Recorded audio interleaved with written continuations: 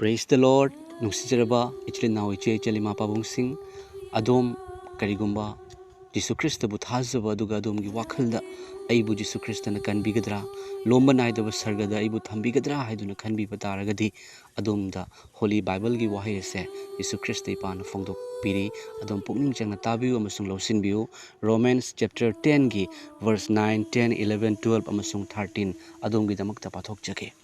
Maramdi nahakna nahaki nachinda Jesu bu ibungoni haina phongdok jarabadi amasung nahaki thamoida ishorna mahakpu asibasingi maraktagi hingathanbire haina thajarabadi nahakpu kanbigani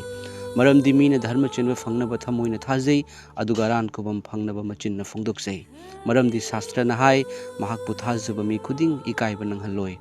maramdi Jehudi amasung Greek ki marakta karisu khenaba leite maramdi mahakpu kaujaba maikhoida marangkaina bol pibiba ibungo adumak pumnamaki mathakta leiba ibungo aduni maramdi Jehovah gi ming kaujaba mi khuding bu kanbigani amen.